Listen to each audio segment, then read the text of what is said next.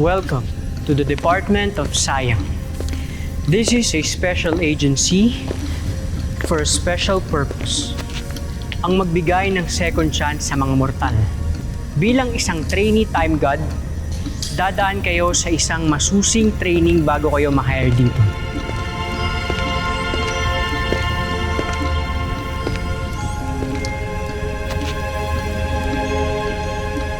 Unang dapat niyong malaman kung para saan ang ahensyang ito.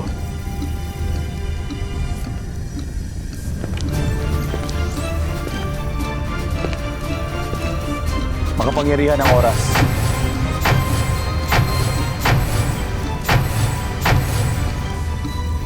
Pero kung minsan, nagloloko ito.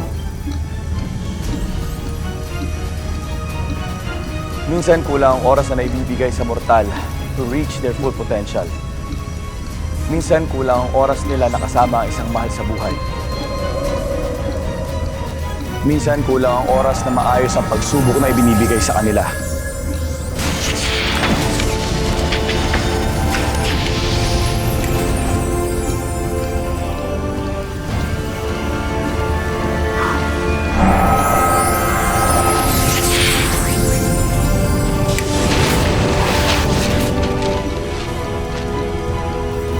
Kaya tayo bilang mga time gods ay narito upang bigyan ng pagkakataon ng second chance to restore the balance of time.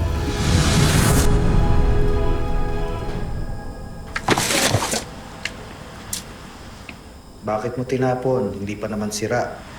Hindi ako magiging katulad ng idol ko na si Camelia. Pwede kitang bigyan ng 72 hours sa past para makita mo mismo na ganito rin ang nangyari kay Camelia.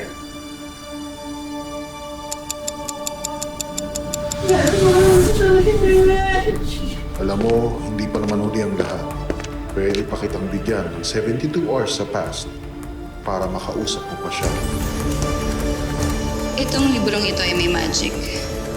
At sa tulong nito, makakapag-time travel ka sa past.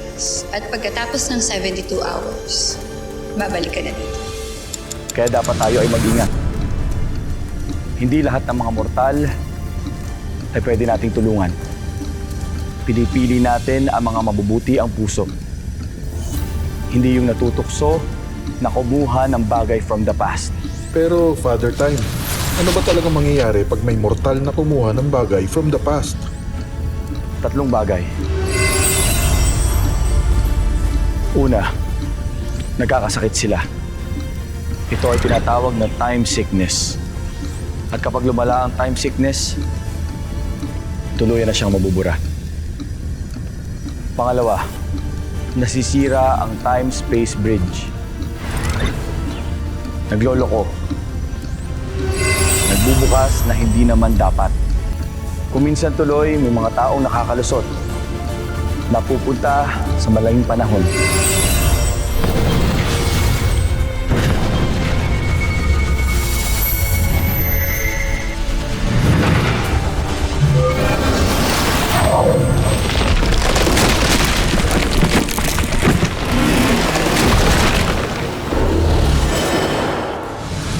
At kapag nangyari kahit isa sa dalawang bagay na yan, napapasara ang isang ahensya. Tinatanggalan ng kapangyarihan lahat ng time gods na nagtatrabaho rito.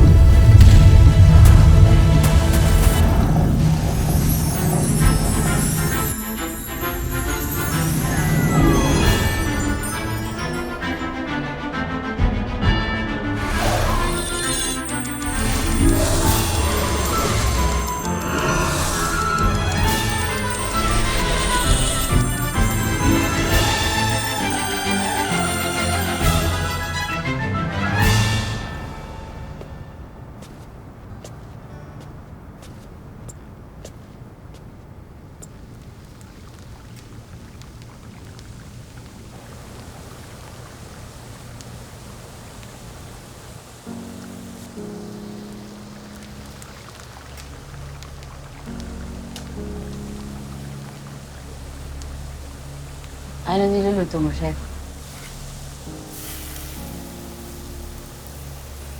Apple. Anong ginagawa mo dito? Naramdaman kong nandito kayo eh. Tama nga yung kutob ko. Alam ko sumama na sa inyo si Tom. Kaya ako nandito ka para yayain din ako. Hindi na magbabago yung isip ko. Mas okay kayo. Wala ako. Hindi namin to kakayanin nang wala kayo.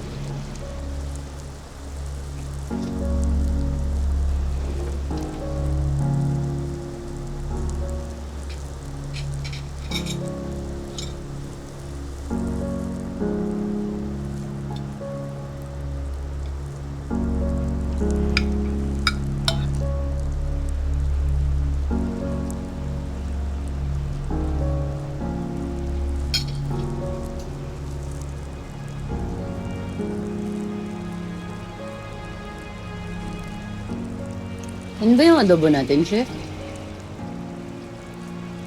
Hindi masarap. Masarap naman. Pero, mas masarap po yung secret recipe nyo. Yun nga yung nagbibigay sa atin ng 5 stars, di ba? Ano bang adobo na to? Ito yung adobo na pabagsak sa akin.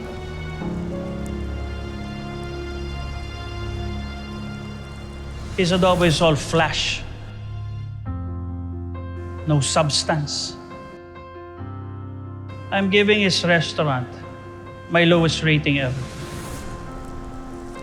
Masarap naman siya, Chef. Mas masarap lang talaga yung bago niyong recipe. Hindi naman talaga ako magaling, Apple. Hindi ko deserve lahat ng meron ako ngayon. Kaya siguro kinukuha na rin sa akin. Chef, hindi totoo yan. Idol kaya kita. Idol ka naming lahat, Chef. Ikaw yung pinakamagaling na chef dito. Kaya, dapat huwag kayong mawala ng pag-asa. Lalo-lalo na, huwag yung hayaang mawala yung bilib niyo sa sarili niyo.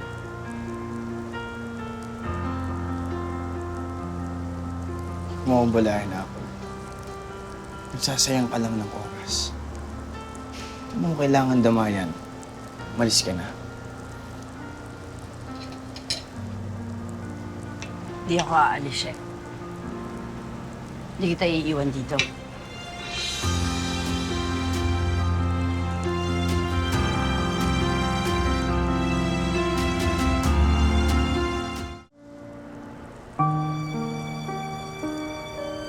Well, pwede ba? Buong buhay mo dito sa loob ng kusina, pinahirapan lang kita. Walang rason para damayan mo ko. Kaya please, malis ka na. Chef, hindi totoo yan. Buong buhay ko, walang-wala ako.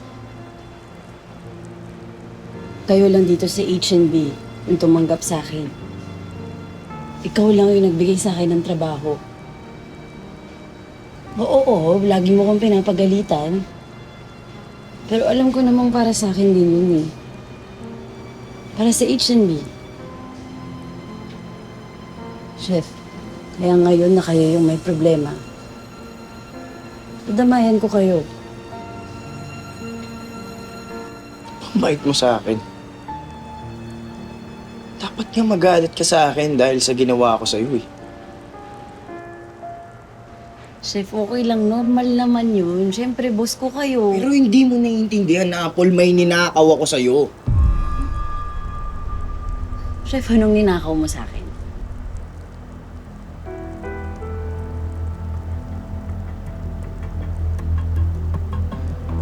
Ninakaw ako sa'yo. Ninakaw ko sa'yo yung opportunity maging successful. Kinamay kita sa kamalasan ko, Apple. Magaling kang chef, Apple.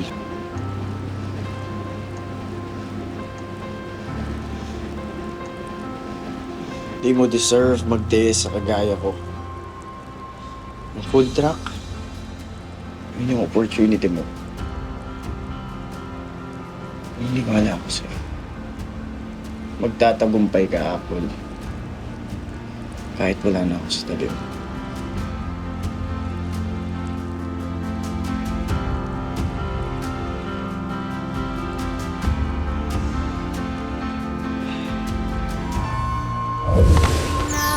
Isa, pinagtagpo, mga buhay, ibinuklod, pinagsama, pinaganda, pinagtibay ng panahon,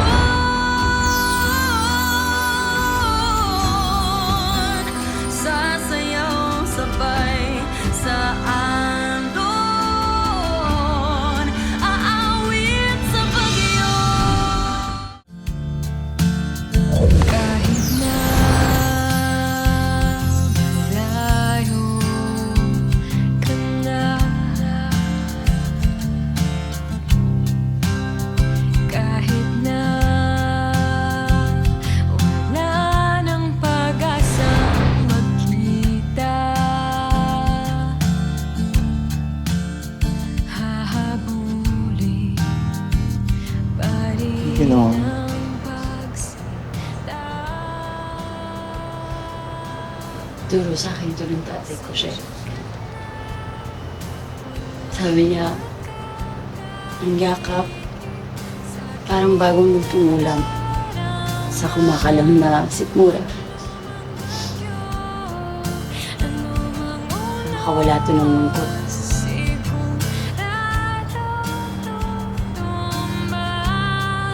Yan bang kanta ang aking awitin para mapadama ko lamang sa'yong damdamin, mulit-muling sabihin na mahal na mahal na mahal kita. Kumana, di ba?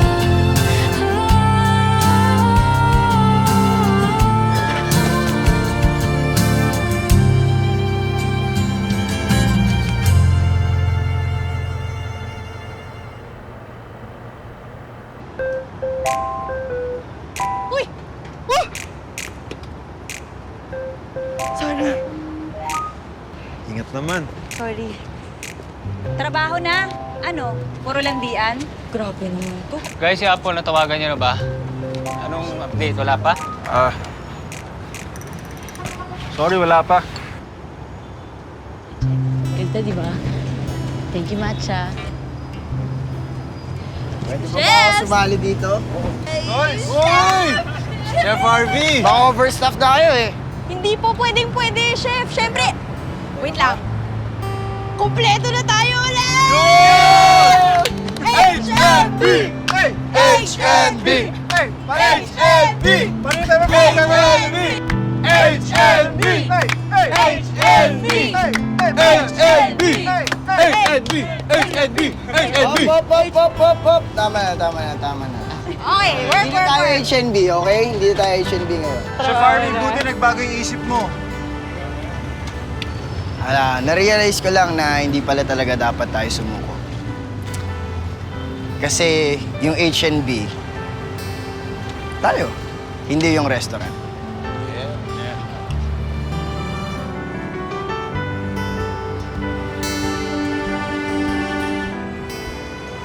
Tayo ang H&D. Tayo. Tayo. HNB, gusto mo tayo na lang. Palas. Excuse me. Ganda na to, oh. Pidiyan niyo lahat. Ang galing. Okay ba yung gulay, chef? Wait, kamusta pala yung menu? Ayos. Harvey. Sa totoo lang, hindi ko gusto na nandito ka. Pero nung nakita ko si Apple, saya, gusto. Kaya sabi ko sa sarili ko, sige, okay na din. Pero hindi na pwede dito yung pinagtataasan mo siya ng boses, ha? Yung sinisigawan mo siya para sa kitchen yun dahil hindi mo na to kitchen, Harvey. Dapat marunong ka lumagar na dito. Kapag salita ka, kala mo alam mo yung pressure sa kusina. Baka ikaw ang hindi marunong lumugar. Excuse me. Ayos, ang ganda. Ang ganda. Oo. Sino Yeah. maganda siya? Ganda. Kaya pa ako. Maganda.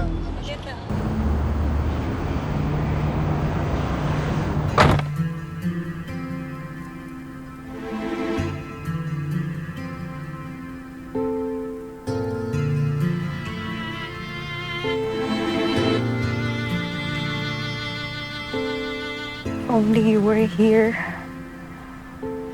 Makikita mo sana kung gaano ka-successful yung kumpanya natin.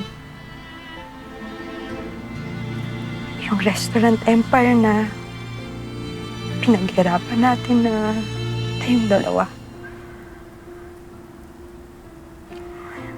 Tanging alaala na iniwan mo sa akin.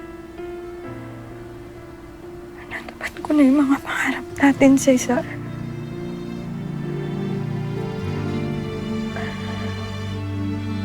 Sobrang successful ng House of Adobo. And I plan to keep it that way.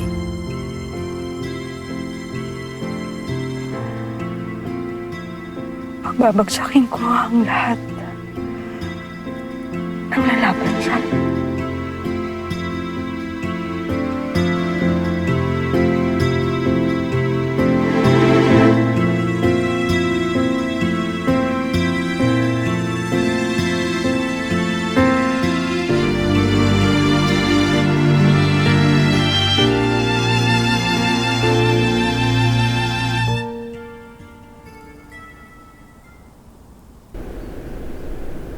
Siguraduhin mong malinis lahat ng yan, ha? Dahil malapit na tayo mag-open. Siguraduhin mo lang dahil ayoko mapaya sa mga customers natin. Anak! Na-follow up mo na ba yung tarpaulin?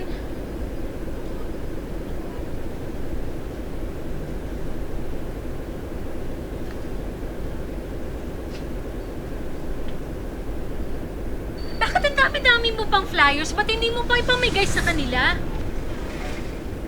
Nahihiya po ako magbigay ng flyers eh. Iniisip ko po yung mga kapitbahay nating na food poison.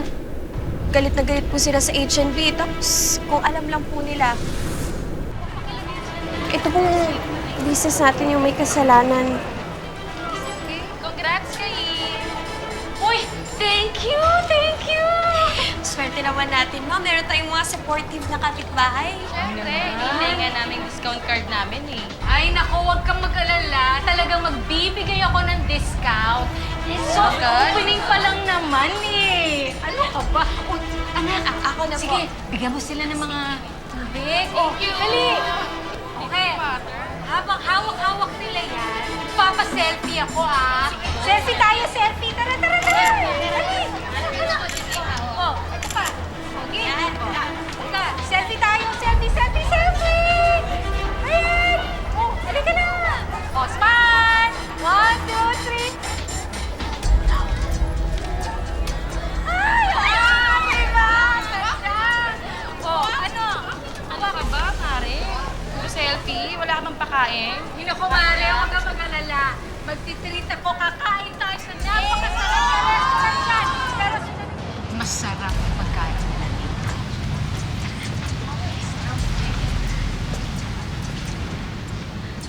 Ikaw talaga, Kain. Business mo to, pero ayaw mo inumin tong tubig mo. Ay, nako. Alam mo naman ako, pala inom ako ng soft drinks. Sige na, pumunta ka na sa Doon ako sa mga friends natin. Okay. Excited na po ko tikman yung H&B adobo. Naku, magugustuhan mo ito, anak. Halika na. Sige po. Yes. Table for two, pwede na po.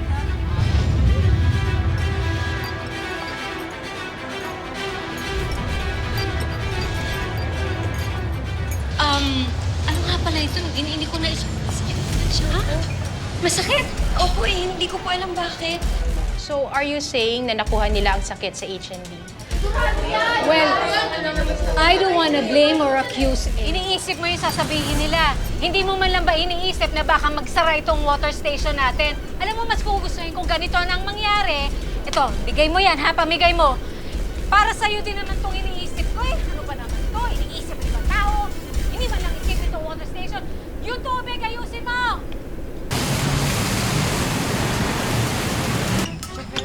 Uy, Apple, tulungan na kita. Ako nandiyan sa isa. Ano pa ba pipinturahan mo, Match? Sa ko lalagay.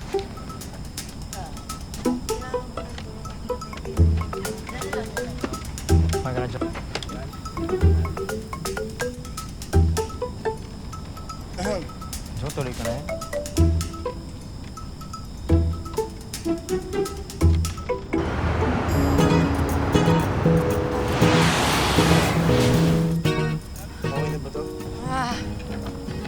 Wakas natapos na din natin. Nakakaiyak!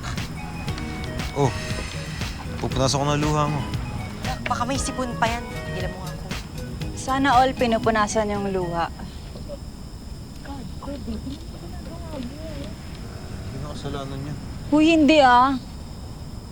Kaya ako naiiyak kasi natapos natin yung food truck.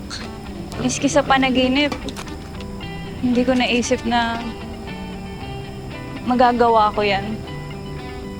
Ang tawag dyan, adrenaline rush. Yung imposible, gagawang posible because of adrenaline.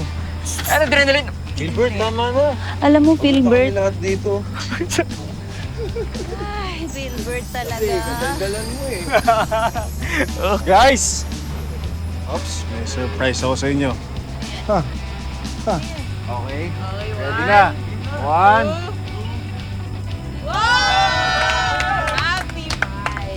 Happy Bites? Teka. Bakit nga pala Happy Bites yung pangalan? Chef, tagal namin pinag-isipan niya. Diba? Kasi gusto namin H&B pa rin. Kaya, Happy Bites. Happy Bites. Happy Bites. H&B! H&B!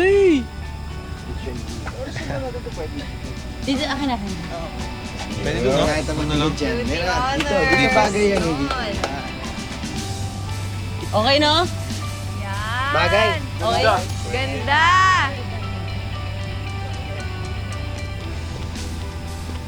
Oh, dahil patapos na tayo, guys. Sagot ko na yung snacks at drinks para refresh ako tayo. Bakit? Manlilibre ka? Nulak ka. Sabi ang dami libre. Sa'yo na nga ito eh. Thank you much. Oo. Drinks, nakakauhaw yung ginawa natin. Patawag na ako. Di ba yun? Naman tayo? Oo, tara. Kahit anong orderin? Oo. Anli ba to? Anli? Anli. Naman.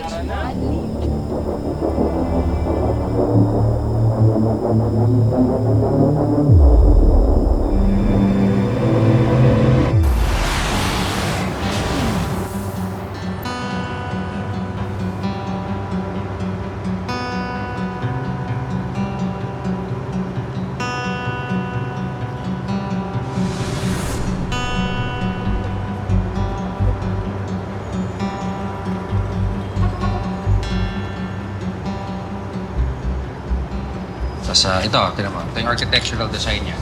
Wow, ang ganda nito, kuya. Okay ba? Okay, di ba? Ganda, kuya. Ayos. Tapos, alam mo ba? Tatawagin natin tong restaurant na to. H&B. Ang gulay ng logo lang palang binago. Correct design ko na-retain mo.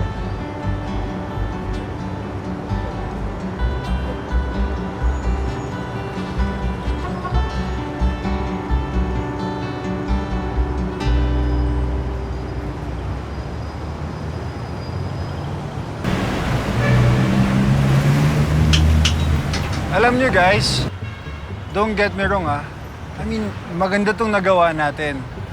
Food truck. Pero kasi nag-aalala ako eh. Ano ang pwede nating i-serve sa kanila? Hindi ba kahit anong i-serve natin sa kanila, ang iisipin nila, may nalason tayo? Oo nga eh. Tsaka malamang, takot pa rin sila. Paano kaya kung lagyan natin yung mukha ni Nori sa poster dito? Malamang maraming magiging customers doon kasi kakaiba yung beauty ni Nori. Maisingit lang talaga. Uy, may kinikilig.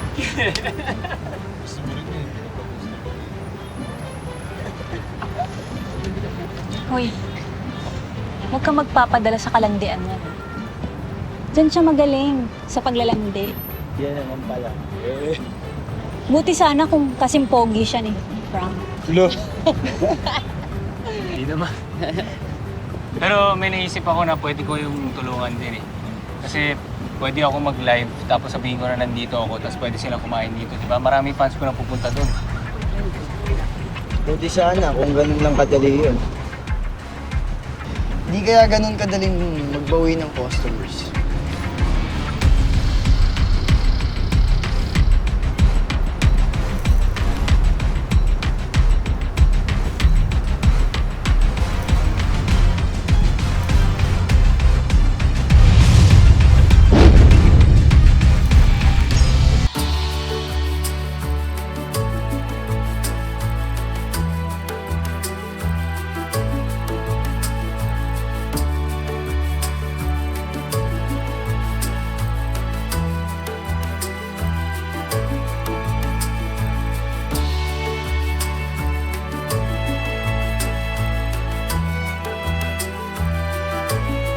Di ba yung mga tao ngayon, mahilig sila sa mga pagkain na kakaiba? Paano yung mga pagkain na sumisikat ngayon, di ba? Uso yung mga may kakaiba lagi.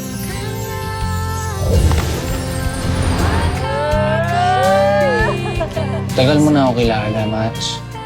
Bata pala. Ako na yung kasangga mo. Eh bakit parang mas mahalaga pa sa'yo si Harvey? Parang naitsupwera na ako. Ano yung mangyayari kahit kailangan ako ba?